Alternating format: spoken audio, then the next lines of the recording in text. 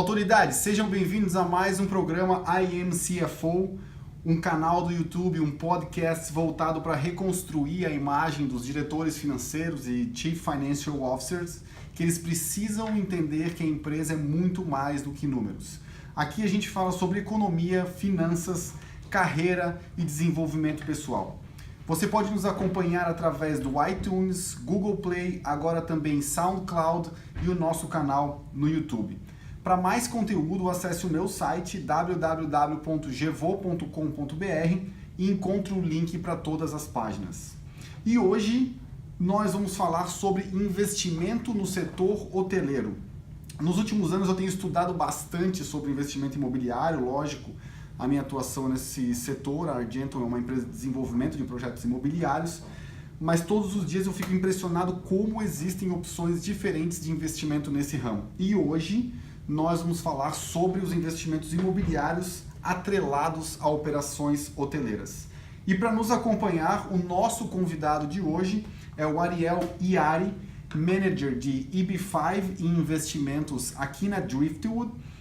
E, Ariel, nosso programa é de uma forma geral sobre empreendedorismo, tá? Então, antes da gente entrar no nosso tema de hotel, de investimento imobiliário, assim como eu, tu está aqui há aproximadamente 3 anos, e para mim, a gente estava conversando isso, qualquer pessoa que esteja disposta a sair da zona de conforto do seu país, com as pessoas que conhece, com a família que conhece do lado, falando uma língua e resolve viver em outro país, é um empreendedor nato. Então, para dar boas-vindas aí, conta um pouquinho da tua história, explica para o pessoal quem é o Ariel, o que você faz aqui, como você chegou até aqui, e também pode falar um pouco do que é a Driftwood, para então a gente entrar no nosso tema de investimento imobiliário no setor hoteleiro. Legal. Bom, primeiro começar te agradecendo a oportunidade, te parabenizando aí pela iniciativa, te acompanho aí em alguns dos seus canais aí e é sempre muito proveitoso. Parabéns mesmo e obrigado pela oportunidade. Obrigado, eu que agradeço. Bom, eu venho de uma família de hoteleiros, minha família tem e desenvolveu hotéis em Campos do Jordão. Comecei cedo, passei por todos os setores do hotel e trabalhei durante um bom tempo com a minha família, mais especificamente o meu avô, e aí que eu me apaixonei e acabei sendo introduzido neste mundo da hotelaria. Depois eu empreendi, tive negócios de restaurante, pousada, administradora de condomínios, enfim, legal, amplo, isso em Campos do Jordão, uma empresa de eventos também, e acabei indo parar numa consultoria de investimentos em hotelaria em São Paulo, para organizar um evento que essa consultoria fazia focado justamente no mercado de investimentos hoteleiros. Depois fui para uma rede de hotéis, a Slaviero, na área de desenvolvimento, fiquei lá cerca de 2 anos.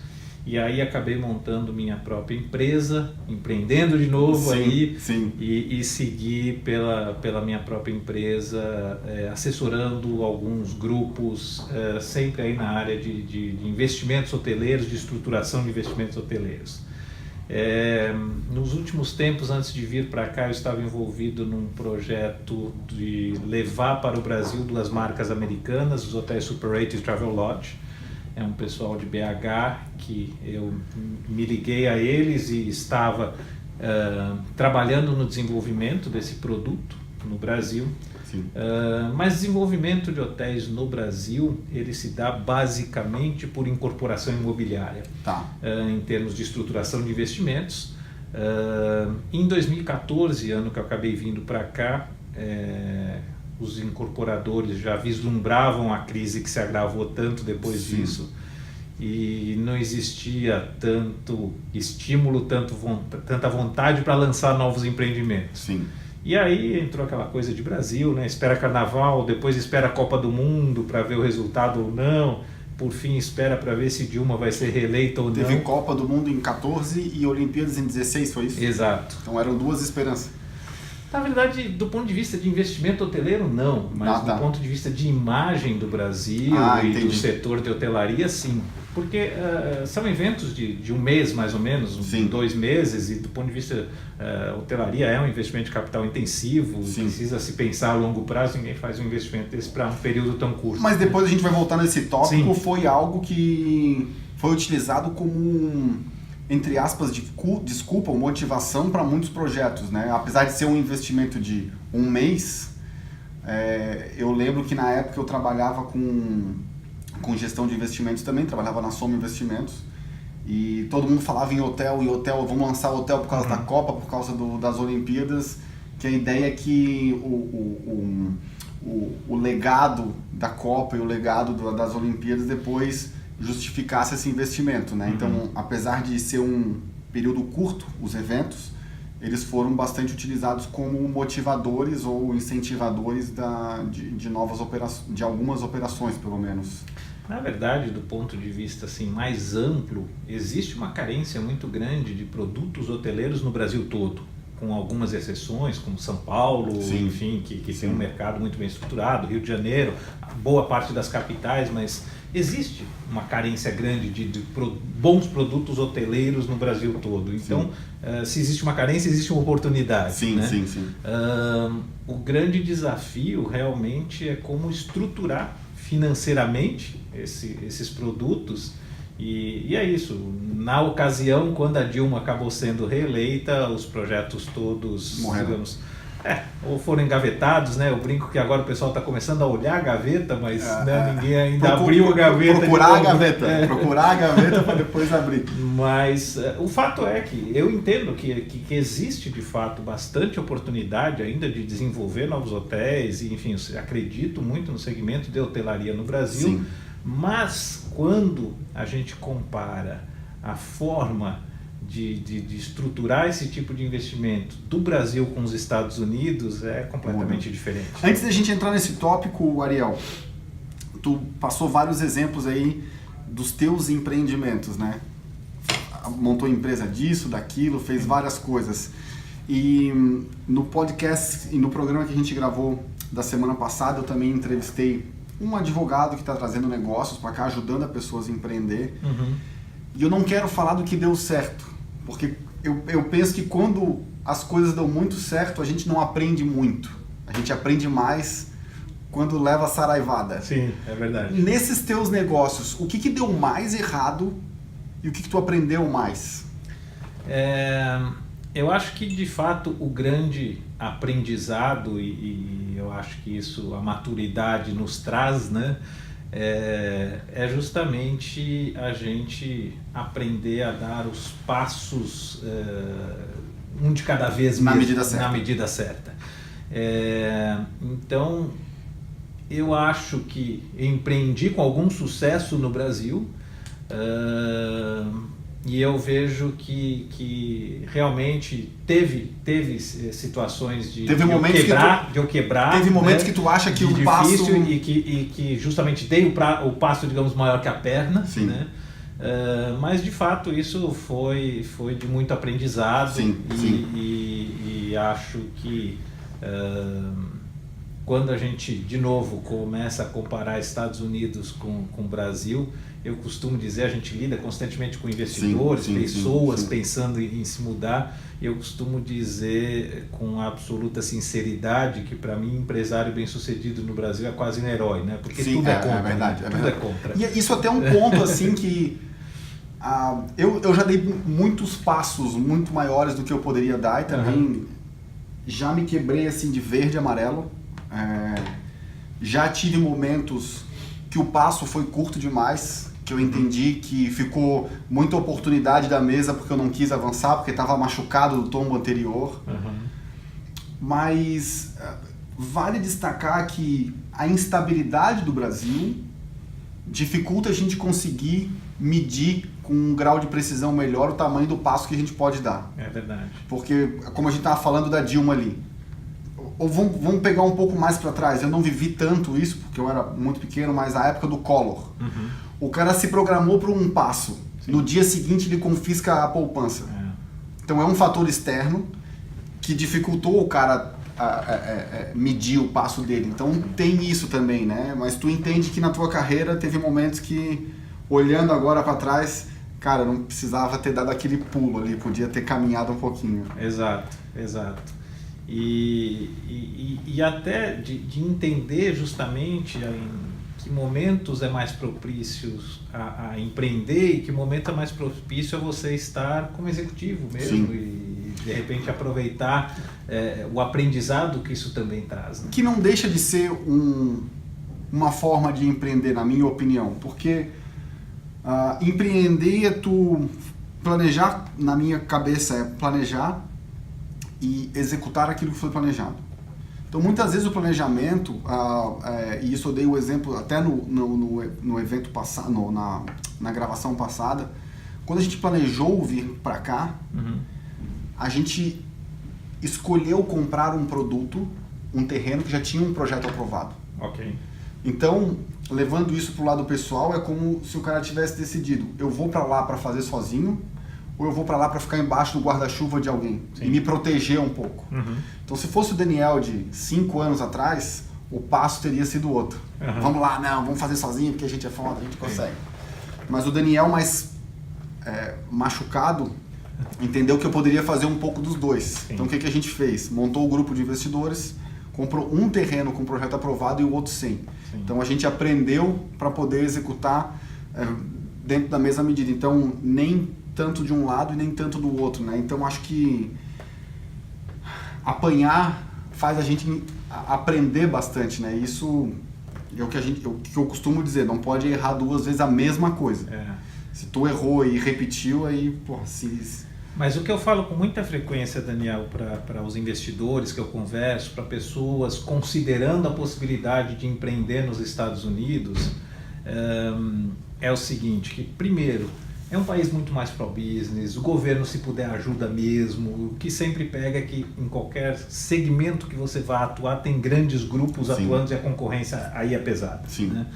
E o que eu sempre dou de sugestão é de... Quer empreender? Super legal, acho que tem bastante probabilidade de ter sucesso. Sim. Mas comece pequeno. Sim. Não queira começar grande, a não ser que tenha muita bala para se machucar, e aí entra a piadinha que eu já ouvi várias vezes aqui nos Estados Unidos, né, que a maneira fácil de ficar milionário nos Estados Unidos é chegar multimilionário. É multimilionário. Né? Porque não faltam histórias de gente que realmente não tomou os devidos cuidados e aí se machucou grande. Né? Até porque aqui, como é uma economia que a taxa de juros é muito pequena, ela seduz muito facilmente pela alavancagem financeira. Né? Então o cara entende assim, quer dizer então que se eu for no banco e pegar $1 milhão emprestado, eu tendo 1 milhão eu consigo fazer 2, com uma taxa de juros de 3% ao ano, e durante 5 anos eu só pago os juros, não preciso pagar o principal. Pois é. Então isso seduz e o cara acaba dando um passo muito maior, porque o cara que vem com 1 milhão, ele tem que pensar que ele precisa investir 500 para ter uma gordura para ele poder se machucar. Aí o cara vai lá e dobra a exposição dele. E esperar o negócio, né? estabilizar também, Exato. Né? Começar de fato, retornar o investimento, né? Tem um tempo para isso. Né? Deixa para arriscar mais um segundo, né? Pois é. Por isso que eu tanto recomendo se investir primeiro, começar a já ter rentabilidade em dólar, a ganhar em dólar, para depois pensar em passos, digamos, mais no sentido de entender que a referência que o cara traz do Brasil é diferente, né? Até o ano passado a gente tinha... Eu vi a boleta do meu amigo comprando Tesouro Direto a 18% em janeiro. 18%. O cara ganhava 18% sem fazer nada. Aí ele vem para os Estados Unidos, olha investimento que dá 12, 13, 14, assim, mas aqui no Brasil eu estou ganhando 18%. Agora ele está ganhando 7%. Né? Então ele vem para cá querendo ganhar o 18 que ele ganhava no Brasil 1 ano e meio atrás. Embora eu sempre argumento também com o investidor que era 18, mas tem que descontar inflação, imposto de renda. A inflação nessa época estava 9, então do 18, fazendo uma conta de padeiro, já caía para 9. Exato. Tu tirava mais o imposto de renda, caía para 6. Né? Então essa conta precisa realmente ser feita. É um pouco ilusão às vezes, né? Hoje ele está perdendo dinheiro. E claro, o que eu acabo sempre recomendando é diversificação. Sim. Né? E diversificar em dólar para quem tem um portfólio razoável, Claro. é fundamental. Sim. Né? É fundamental. Agora entrando no nosso assunto, o investimento imobiliário através de hotéis, ele é uma das categorias que a pessoa pode fazer, né? Existem a nossa cultura lá do Brasil, principalmente do Sul, que veio o pessoal da Alemanha, da Itália, é muito patrimonialista, tá? Então gosta de investir na terra, no tijolo mesmo. Mas existem aí várias categorias, né? O cara pode comprar um terreno, esperar valorizar, ele pode construir em cima do terreno e vender essa propriedade, ou fazer renda, alugar, seja imóvel comercial ou imóvel residencial. Logicamente, desconsiderando aí os momentos de grandes picos de valorização imobiliária, né, como a gente passou no Brasil, principalmente de 2003 a 2013, que a gente vinha de um histórico de ninguém comprando imóveis para um histórico, para um momento de todo mundo comprando imóvel, né, então a gente tem que tirar esses excessos. E aqui nos Estados Unidos a mesma coisa, né, porque depois da crise, antes da crise foi extremamente alavancado, e depois da crise se recuperou tudo que perdeu, né? Então essa ilusão de que ganhou dinheiro, se a gente olhar, ganhou quem entrou depois da crise, quem entrou antes só recuperou, né? Então a gente está falando de muito mais uma recuperação, mas historicamente aqui nos Estados Unidos, pelo menos, os imóveis se valorizam aí a uma média de 0,5% a 1% ao ano, que vai bem em linha da inflação deles, né? Então tirando isso, que é a valorização imobiliária normal, fora os excessos, o cara ainda pode fazer o investimento para receber renda. Aonde dentro desse mundo de risco e retorno a gente pode situar o investimento hoteleiro, na tua opinião? É uma reflexão interessante, e aí eu vou ter que ponderar algumas coisinhas. Claro. Primeiro, não é comum se investir em hotel. Um investidor normal poucas vezes considera a hotelaria como diversificação, mesmo aqui nos Estados Unidos. Sim. E quando a gente fala com o investidor brasileiro, também não faltam histórias de investidores que investiram em hotéis no Brasil, ou em quarto de hotel, na maioria Teve das muita vezes questão no do Brasil. flat lá, teve uma época do boom do É flat. aquilo que eu falei, né? juridicamente a forma de se desenvolver Sim. hotel jurídico e financeiramente a forma de se desenvolver hotel no Brasil é através de incorporação imobiliária que Sim. se convida investidores a comprar unidades, ou mais recentemente tem a figura de cotas de... Que a CVM regulamentou há pouco tempo por causa dos condotéis, né? Exatamente, mas enfim, não faltam histórias de gente que investiu ou não necessariamente perdeu dinheiro, mas teve uma rentabilidade muito aquém da expectativa, ou da promessa, ou da oferta inicial. Sim, né? Então não é comum que as pessoas invistam em hotéis, mesmo aqui nos Estados Unidos. E aí é um desafio que a gente tem. Por desconhecimento? Por desconhecimento, Tá. por desconhecimento basicamente. Porque a estrutura tá lá, tá feita. Tá? Existe a estrutura, existe o mercado, e o que eu costumo sempre ressaltar para os investidores é que, primeiro, quando vai se falar de investimento nos Estados Unidos, tem que se ter um aprendizado disso, porque é realmente completamente diferente do que a forma que se faz isso no Brasil.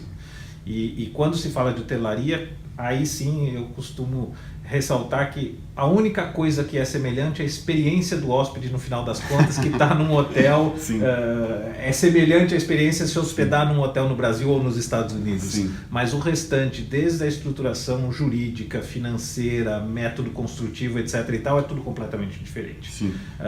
E os próprios parâmetros de rentabilidade, de custos, de negociação com as marcas hoteleiras, de taxas de administração, tanto do ponto de vista de investimento quanto da própria operação da hotelaria em si, os parâmetros são muito diferentes do Brasil. Então, a gente já teve aqui na Driftwood pessoas que investem no Brasil em hotel e estão investindo aqui conosco. Okay. E realmente é um processo de entendimento de que é algo diferente da experiência anterior.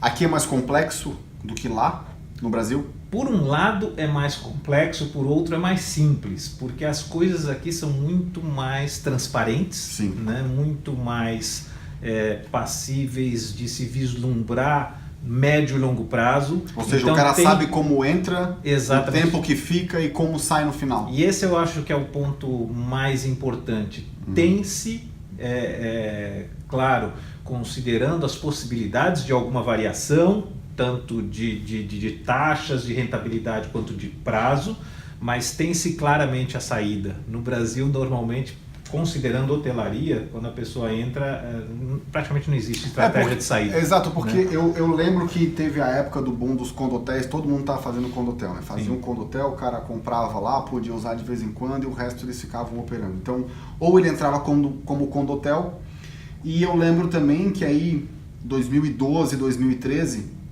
quando os fundos de investimento imobiliário, de incorporação residencial, o warehouse e salas comerciais estavam praticamente, já tinha oferta demais, começaram a fazer os fundos de investimento imobiliário através de hotel. Então deram uma segunda opção para quem gostava do assunto. Então o cara tinha praticamente duas. E na primeira, a saída não existe. É assim, tu é dono do teu flat, do teu condo hotel ali, a saída só se dá se tu vender. Sim. E no caso do fundo imobiliário, a saída também ela virtualmente existe e não existe, porque a cota, se é um fundo negociado em bolsa, a tua saída depende de outra pessoa comprar a tua cota. É um lado positivo do fundo imobiliário, tu pode vender pedaços, né, em vez de vender o imóvel inteiro, mas não tinha muito mais opção, né? E aqui o projeto, quando ele é estruturado, então o cara sabe exatamente quando e como se dá a saída dele. Exatamente, exatamente. Consegue dar um exemplo para nós? No nosso caso, o que a gente mais faz aqui, o nosso, digamos, negócio que a gente gera mais volume, é justamente a compra de hotéis que já estejam em operação, já estejam performando, mas que a gente consiga vislumbrar que tem potencial de melhorar essa performance. Sim. E aí a gente compra para carregar isso durante um determinado tempo e depois vender, com uma estratégia clara de saída. Clara de saída, entendi. Então, é uma operação de private equity, basicamente, exatamente, né? Que é comprar uma empresa, melhorar essa empresa e a hora que ela estiver boa, vender para alguém que queira assumir aquilo ali, né? O que não significa que a gente compra não estando bom. Né? O que a gente compra é que a forma como a gente consegue comprar é que a gente compra na oportunidade. Sim. Porque a gente costuma comprar Bom, voltando um pouquinho, quer dizer, a gente nasceu, a Driftwood nasceu na Lehman Brothers, da época que a Lehman Brothers era a maior instituição financeira do mundo. Sim. E se consolidou justamente depois da crise como uma empresa operadora de hotéis com muita capacidade de reverter quadros de situação muito difícil de rentabilidade. Sim. Então isso nos dá uma posição muito privilegiada de relacionamento nesse mercado financeiro. Então a gente compra muitos hotéis ou de instituições financeiras que por algum motivo tomaram o hotel, e aí nos chamam, porque, claro, a instituição financeira não quer operar hotel, não quer ter hotel, e aí nos chamam num primeiro momento para operar, e muitas vezes a gente acaba depois comprando o hotel. Ou de fundos de investimento que tem prazo de vida estabelecido, e aí quando está encerrando esse prazo precisa se desfazer dos ativos, e aí vende, e aí para eles acaba sendo oportuno vender para uma empresa como a nossa, porque acaba sendo mais fácil e é garantido de receber, e de fato de concretizar o negócio, porque não tem que fazer due diligence, esse tipo de coisa, porque a gente já opera o hotel, não tem necessidade de fazer due diligence. Então a gente, e por vezes a gente compra até por indicação das próprias redes hoteleiras que identificam lá no seu quadro de hotéis algum hotel que por algum motivo, sei lá, ou teve briga de sócio, ou enfim, o empreendedor lá faleceu e a família está lá pensando o que fazer, da vida, enfim. A gente acaba, e é oportuno para a gente comprar barato. Então a gente compra muito bem, e com isso, e normalmente a gente compra empreendimentos que necessitam de algum investimento adicional em atualização, alguma reforma, basicamente uma atualização, e claro, isso varia de empreendimento para empreendimento, uns exigem mais, outros menos, mas que para colocar eles num patamar melhor. E aí a gente leva isso um tempo, estabiliza a operação e acaba vendendo, basicamente formando portfólio. Sim. E vendendo o portfólio. Sim. Então acaba sendo um negócio com um potencial de rentabilidade muito grande. E o lado positivo para o investidor é que no final das contas, apesar de ser se a gente for olhar o que ela é uma operação de private equity, né?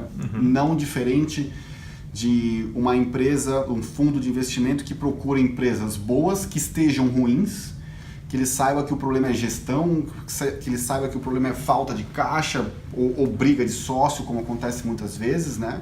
O cara compra essa empresa, melhora, faz ela crescer e a hora que ela tem um valor de mercado bom, ela vende.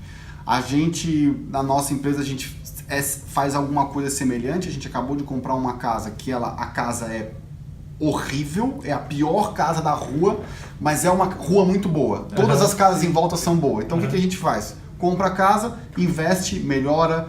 Se tem espaço para adicionar, a gente adiciona e vende. A nossa operação ela tem um fator extra de risco, porque a gente não tem a saída definida por alguém que já venha comprar. A gente não tem, como é o caso do hotel, que muitas vezes, como tu falou, a própria operadora já fala, ó, compra aquele imóvel ali, melhora ele, que lá no final, daqui a tanto tempo, eu absorvo. A hora que ele estiver na velocidade de cruzeiro dele, eu absorvo, então tu já tem a venda lá no final, a saída estabelecida, né? Então isso é um fator que para o investidor traz bastante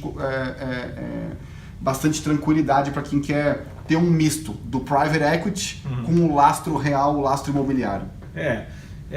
Esse negócio é muito interessante porque justamente tem esse lastro, né, de real estate, do imóvel, né? Tem lá no final das contas um hotel físico, né? Um prédio, né? Mas no fundo é um investimento financeiro, né? Porque da forma como é estruturado, o que acontece é que o investidor ele está comprando uma cota da empresa proprietária do hotel, né? E isso se torna muito interessante porque facilita a saída, facilita eventualmente passar essa cota para um outro investidor, se for o caso, e facilita também para proteger o investidor, né? Porque uma vez que tem algum tipo de problema lá na empresa, no hotel, não vai afetar de forma nenhuma o investidor, né? E tu sabe que o mais difícil nessas operações de investimento na economia real é entender se a pessoa que está contigo entende daquilo que ela está fazendo, né? Beleza, tá, vamos comprar um hotel para melhorar e fazer, tá? Quem que é tu para fazer isso com o hotel, né? Quando tu tem uma bandeira por trás, uma empresa forte que tem, lógico, o histórico, cara, esse risco, como a gente falou na gravação passada, o track record aqui conta muito, né? Porra, tu ter uma empresa de nome te ajudando a fazer isso, ou seja, vai fazer tudo para ti, tu tá botando dinheiro, tu sabe que tu tá bem cuidado, porque tu tem um operador ali, às vezes de, sei lá, 30, 40, 50 anos de mercado que sabe exatamente o que ele está fazendo, né? Esse é especificamente o nosso caso, né? A gente está atuando nesse mercado de hotelaria, se somar aí a experiência do sócio, a gente está mais de 40 anos nisso, né? Nessa organização há 20. Mas, exatamente, na nossa organização a gente já tem um track record de já ter feito isso mais de 100 vezes. Então tem histórico de... Que é bem diferente de quem investe em negócios, mas através de startups. Porque a startup, o cara pode ter uma puta de uma ideia num mercado completamente mal ofertado pelos players, mas qual é o conhecimento que ele tem de fazer isso executar, né? Então, às vezes a ideia é boa, mas o cara que está operando não é. E no caso do mercado hoteleiro, isso que dá bastante credibilidade. Eu não gosto de falar a palavra segurança em investimento, porque sempre vai existir risco. Mas existem fatores que a gente pode usar para mitigar e com certeza ter a experiência de pessoas desse... E aí está outra grande diferença quando a gente compara com o Brasil, por exemplo, que é uma realidade que a gente conhece bastante, né? Aqui a gente tem muita informação, né? Então quando a gente considera comprar aquele hotel específico, é impressionante a quantidade de informações aí que o pessoal, os analistas levantam, né? De todo o entorno, todos os hotéis que têm determinado raio, quanto que aquele hotel de fato está com taxa de ocupação, de área média, quando ele foi reformado, quando ele foi construído, quantas empresas estão considerando se instalar na região, quantas estão saindo, enfim, a quantidade de informações que são disponíveis, e não é que a gente tem informação privilegiada, não, são informações públicas, né? De mercado. Ou seja, só não usa quem realmente não faz planejamento e quer tomar o tombo lá depois. Então, a gente fala, minimiza muito o risco, embora o risco sempre vai existir, mas o risco, quando comparado ao Brasil, por exemplo, é uma diferença absurda, né? Até então, o risco é muito minimizado. Até para a gente entrar nesse tópico de risco, sim, e Brasil, estava fazendo uma pesquisa aqui para nossa conversa e, lógico, a gente está falando de minimizar risco, mas não é eliminar risco, né? Sim. E pegando aquele gancho que a gente falou de Copa e Olimpíadas, né? Muitos projetos foram executados por causa de Copa e Olimpíadas, né?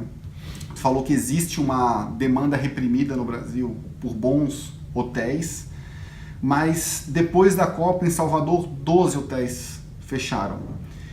Belo Horizonte, Cuiabá, Manaus e Recife, a taxa de ocupação é de 53% depois da Copa. E os cálculos que eles fizeram é que se não tivessem os hotéis que foram lançados por causa desses eventos esportivos, nessas cidades, por causa da Copa, porque as Olimpíadas foram no Rio, a taxa de ocupação seria 77%. Como é que a gente pode ver isso? Quais são os fatores de risco que existem nessas operações hoteleiras? O que a gente deve olhar, tomar cuidado antes de investir num projeto como qualquer hotel? Antes de te responder, eu vou só comentar em relação ao que você falou. Bom, é importante entender também que no Brasil o que aconteceu foi que, em função desses grandes eventos, Copa e Olimpíada, o que houve foi, primeiro, estávamos numa fase muito positiva do mercado imobiliário no geral.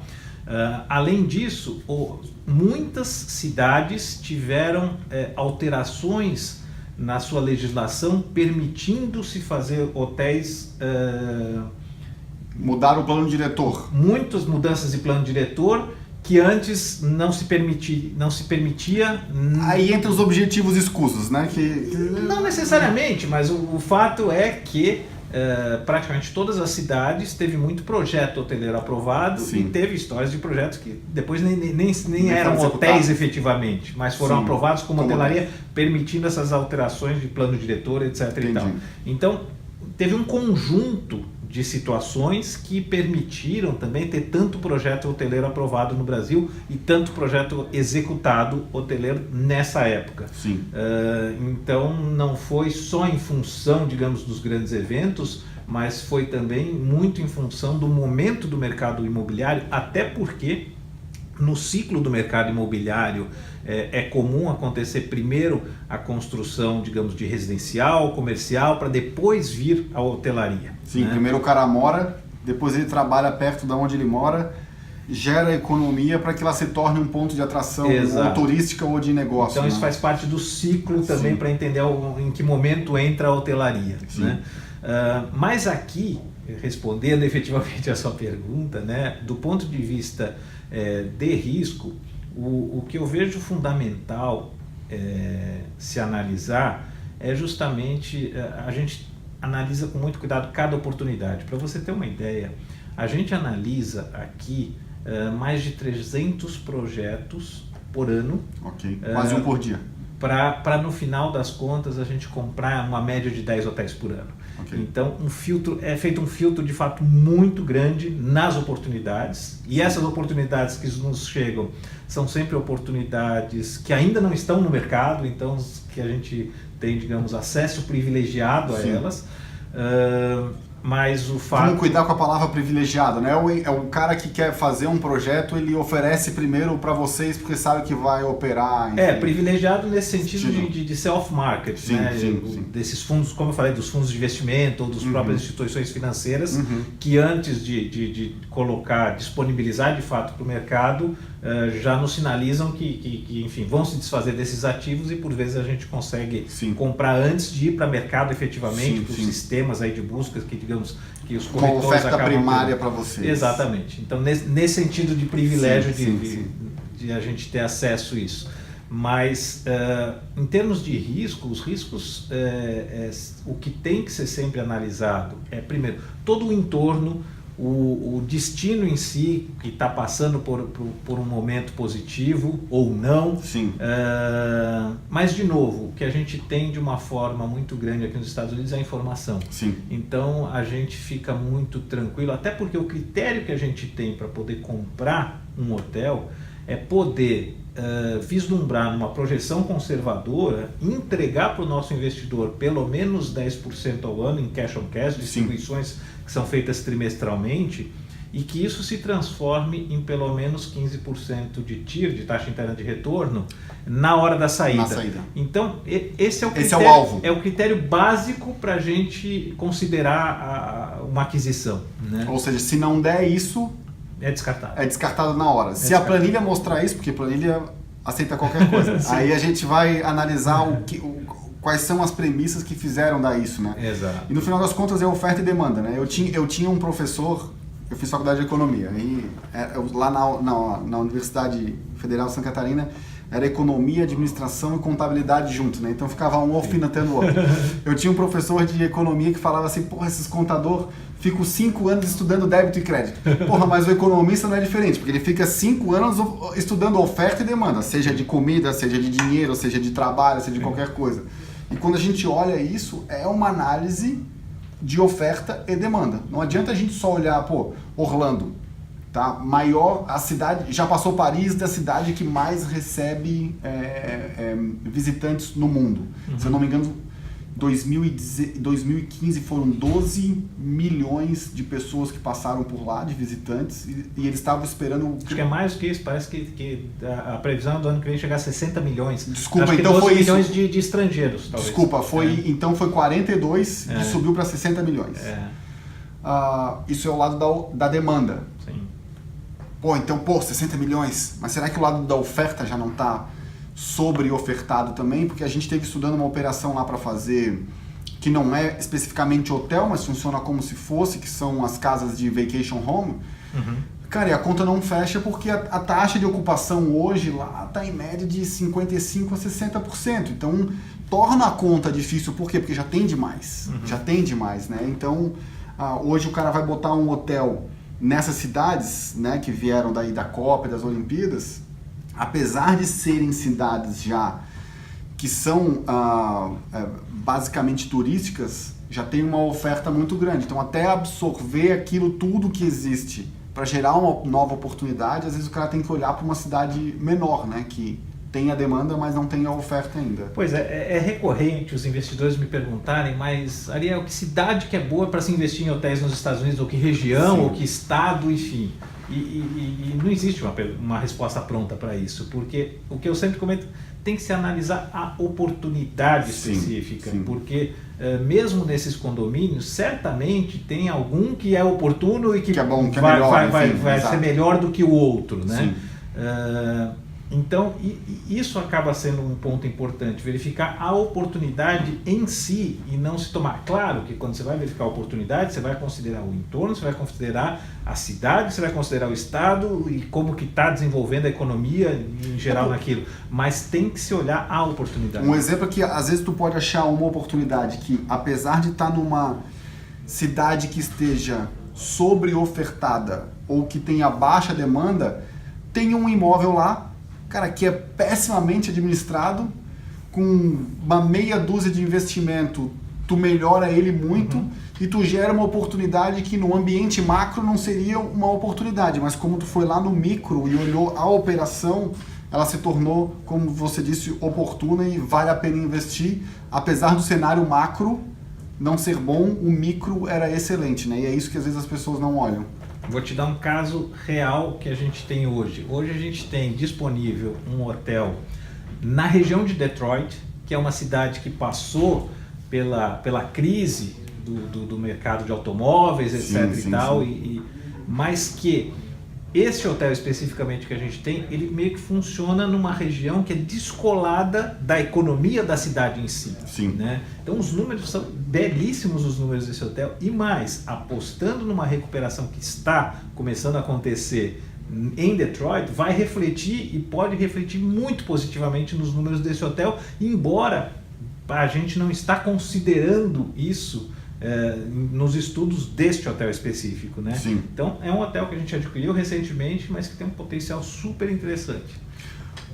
Numa cidade que, se você falar de cidade, as Talvez pessoas você vão já ficar um pouco apreensivas. É a mesma coisa que eu já analisei muitas operações em Miami, que é uma cidade turística, que a conta não fechava. Ou porque o terreno estava muito caro, ou porque ele não estava, apesar de estar no ambiente macro de Miami, o posicionamento microgeográfico dele não era bom, então não dá para tomar como uma regra assim, Miami é bom porque é turístico, Orlando é bom porque é turístico, Detroit é ruim porque quebrou a cidade depois da crise do NAFTA, que saiu todo mundo de lá e foi pro México, ninguém mais quer ir para Detroit, então sempre pode existir oportunidade. Exatamente. Isso que é importante se considerar sempre quando se vai olhar um investimento. Não dá para se falar, é bom investir em hotel nos Estados Unidos na costa leste. Ou, enfim, exato. Não dá. Tem que se olhar a oportunidade em si. Esses dias me perguntaram o que é bom de investir nos Estados Unidos. Cara, pode ser bom abrir uma quitanda e pode ser bom investir, sei lá, uma maior operação imobiliária. O que a gente tem muita convicção é que esse é um país que tem muita oportunidade. Exato, ainda, né? mas como qualquer outro... Nem se compara com qualquer outro, né? Eu sempre falo isso para os investidores. Vamos abrir o mapa mundi aqui em cima da mesa e considerar que outros países oferecem tanta oportunidade com um risco jurídico, risco financeiro, etc. Estados Unidos, com certeza, cara, é um país, né? O risco de mercado ele vai sempre existir, mas tu tocou num ponto aí agora que para mim é o crucial, o risco jurídico. Sim. O risco jurídico aqui não dá para dizer que não existe, cara, mas contrato é contrato. Sim. Não existe aquela montoeira de reconhecimento de firma, isso, aquilo, assinou, cara, eu combinei contigo, o juiz vai olhar assim, porra, Daniel, mas tu combinou isso com ele e tu não fez, cara, então tem que fazer, tem que pagar e pronto, né? Então isso reduz muito, né? E até o tratamento tributário que se dá para as coisas, agora passou a lei aí para reduzir a quantidade de faixas de impostos, né? Ao fato de tu poder recuperar prejuízo dos anos passados para os anos futuros, então tudo isso facilita o ambiente da legislação trabalhista, que é flexível para os dois lados e garante poder de negociação para os dois lados. Na Europa não tem isso, né? A França, cara, é tão ruim quanto o Brasil nesse sentido, né? De ser mais amarrado. Mais amarrado. Não vou dizer que é melhor para um ou para outro, mas é mais amarrado para todo mundo, né? Então a Europa é mais difícil nesse sentido, né? Você tocou num ponto que eu vou aproveitar para comentar, claro, que é uma pergunta recorrente. Trump. Né? Isso. Sempre se fala. O que eu costumo dizer é o seguinte: independente de posições pessoais, ou gostos, ou preferências, o fato é que tem sido muito comentado que ele é o primeiro presidente da história que tem cumprido o que prometeu na campanha. Né? Ele tem prometido e ele ganhou dentro das regras estabelecidas aí do jogo. Né? Ele ganhou, tanto que... Não conteste o ganho, conteste a regra, né? Pois é. Não foi questionado, né? Os democratas não questionaram isso, né? Mas o fato é que os números têm se mostrado muito positivos para a economia dos Estados Unidos, o que deve refletir pelo menos no médio prazo. Né? Então, se a gente for fazer uma análise, você como economista, mais profunda, de longo prazo, ok, é um pouco futurologia, um pouco de... Qualquer pessoa que Mas o fato é que, por enquanto, os números estão muito positivos para a economia americana e boa parte disso se deve ao fato do Trump ter sido eleito, independente de pessoalmente a gente gostar dele ou não. Sim. Qualquer pessoa que tente fazer previsão econômica para mais de 5 anos, cara, é chute, não adianta. Na minha visão, tá? Ele como vindo de uma posição corporativa, do mundo corporativo, cara, ele vai fazer tudo nesses 4 anos para que nesses 4 anos a economia esteja melhor do que ele pegou, né? Ele vai hipotecar o trineto dele, não importa, mas ele vai fazer a economia crescer. As consequências disso é que elas, na minha opinião, elas começam a ser imensuráveis a partir desse horizonte. Reduzir carga tributária, até quanto ele vai incentivar a economia para se sobrepor a esse déficit que está sendo gerado. Claro que ele está diminuindo custos de outro lado, né? Mas são tantas variáveis acontecendo ao mesmo tempo que fica muito difícil a gente prever de 4 anos para frente. Mas eu acredito que os próximos 3 anos, médio prazo, 3, 4 anos, até o final do primeiro mandato dele, vai ser muito positivo. Então a hora de entrar é agora. Às vezes eu converso com pessoas, mas agora... Assim, cara, agora tu não entra. Aí em 2008, quando teve a crise, tu não entrou. Aí em 2002, quando teve a outra crise que gerou oportunidade, também não entrou. Qual que é o problema, né? Qual que é o se, né? A gente fica tentando... Isso eu vi muito quando eu tinha operação, a empresa de investimento em bolsa. O cara quer pegar o olho da mosca branca voando, né? Ele quer pegar a ação aqui embaixo e sair lá em cima e a economia... E aquela que vai explodir, né? E aquela. E a economia, ela anda em ciclos. Cara, então às vezes se tu tomar um tombinho no meio do caminho, crescer menos do que imaginou, porque a ação subiu 100% em um ano e tu só pegou desse movimento 50%. Assim, porra, cara, 50%, entendeu?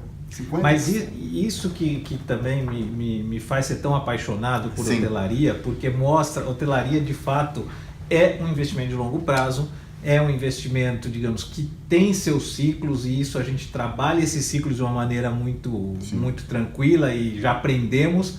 O que acontece, o que pode acontecer é de eventualmente ter que se carregar o investimento por mais tempo. O investimento imobiliário como um todo, né? Exato. Porque assim, teve a crise de 2008. Quem se deu mal na crise é quem não tinha nem dinheiro para fazer uma hipoteca. Exato. É o cara que estava morando de aluguel. Que não tinha estrutura para segurar, né? Para esperar. Porque o cara que perdeu a casa, assim, cara, ele tinha 5 casas hipotecadas, pelas quais ele não deu nenhum pagamento, porque ele comprava com 5 anos de carência só pagando juros. Sim. E os juros que ele pagava vinha do aluguel para a pessoa que ele botou lá dentro, porque ele não tem como morar em 5 casas. Então ele foi lá, hipotecou a casa, pagava 1% de juros ao ano e alugava essa casa para uma pessoa. Então a receita que ele fazia cobria a despesa que ele tinha com o banco e com a manutenção da propriedade. A hora que todo mundo falou, cara, essas casas não valem nada porque existe demais, o que ele perdeu? Nada.